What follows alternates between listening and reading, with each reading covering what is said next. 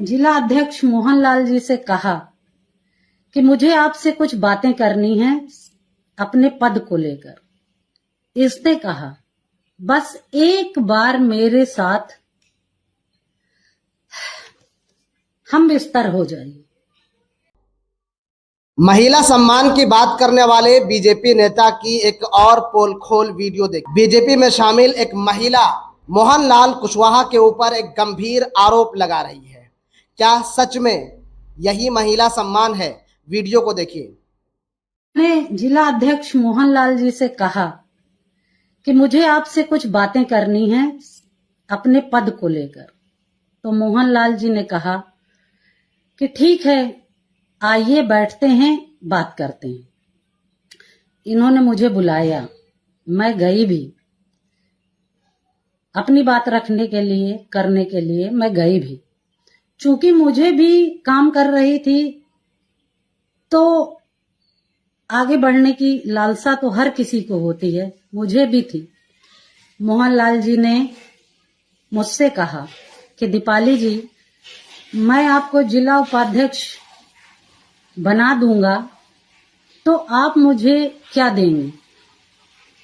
मैंने कहा भाई साहब, मेरे पास देने के लिए कुछ नहीं है, क्योंकि अभी अभी मेरा घर मकान बिक चुका है, आपको पता है। मेरे पति का भी काम धाम बंद सा चल रहा है, आपको पता है। मैं आर्थिक रूप से इतनी कमजोर हूं कि मैं आपको कुछ दे नहीं सकती।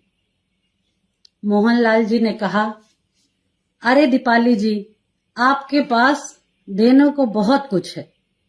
मैंने कहा भाई साहब, मैं समझी नहीं, कहना क्या आप चाहते हैं?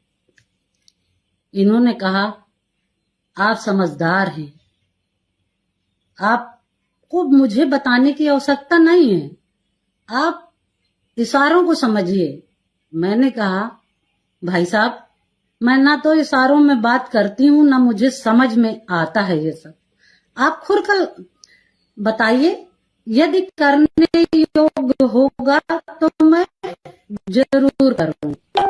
तो मोहनलाल जी ने कहा कि यदि मैं आपको जिला उपाध्यक्ष बना देता हूं तो आप मेरे साथ लखनऊ, दिल्ली, हर जगह चलेंगी, किसी को शक भी नहीं होगा।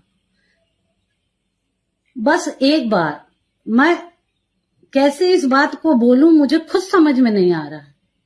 इस जैसे नीच व्यक्ति को क्या कहूं मैं? इसने कहा बस एक बार मेरे साथ हम बिस्तर हो जाइए। हम बिस्तर होने का मतलब सारा समाज समझता है। इनकी इतनी गंदी भावना जो मुझे महीनों से कचोट रही है, मैं किसी से कह नहीं पा रही थी, शांत थी। मैंने कहा भाई साहब, आपके घर में भी बहू बेटियां हैं, ऐसी बातें की जाती हैं? आप बहनों के प्रति ऐसी धारणा रखते हैं? और क्रोधित होकर मैं वहां से आने लगी तो इन्होंने कहा कि दीपाली जी, अगर आप मेरी बात को मान जाएंगी तो मैं जिला पंचायत का आपको टिकट भी दे दूंगा। मैं लालची महिला नहीं हूं, इसलिए मैं शांत होकर, गुस्से में लाल होकर वहां से वापस घर गई।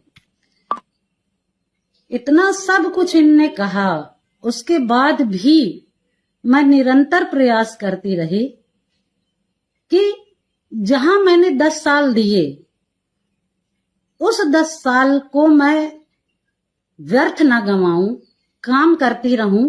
कुत्ते तो भौंकते ही रहते हैं,